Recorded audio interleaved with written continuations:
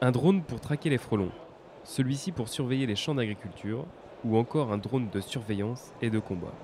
Pendant 3 jours, le salon UAV Show a réuni des industriels du secteur civil et défense qui ont présenté leurs derniers projets ou innovations sur la base aérienne de Bordeaux-Mérignac. Sur l'expérience que nous avons acquise depuis 25 ans sur les drones, nous avons développé un nouveau produit, le Patroller, qui a des performances accrues par rapport à la génération précédente et qui a la capacité d'embarquer plusieurs types de capteurs simultanément. Bien sûr, un capteur optronique pour l'observation de jour et de nuit, mais également d'autres capteurs de guerre électronique ou de surveillance radar pour effectivement améliorer l'efficacité de surveillance en combinant différentes technologies de capteurs.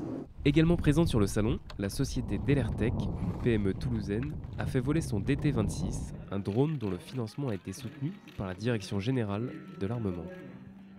Donc, ses missions de base, c'est de la cartographie, du mosaïquage. Donc il va prendre des photos à la verticale du terrain et suite à un traitement derrière, on va pouvoir créer le modèle 3D du terrain ou une grande carte.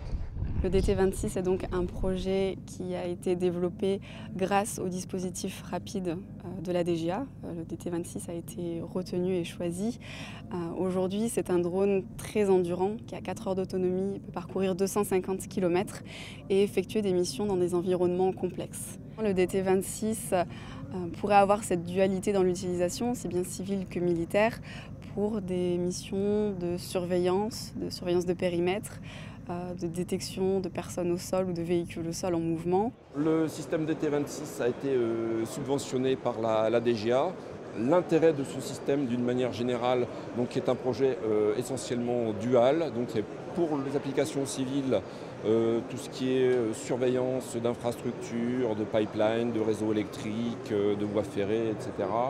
Et éventuellement pour le domaine militaire, pour toutes les briques technologiques qui sont nées de ce rapide.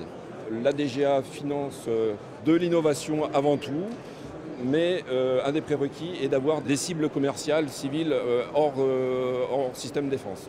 Donc on finance de l'innovation qui peut être utilisée dans le civil et qui peut avoir des applications militaires.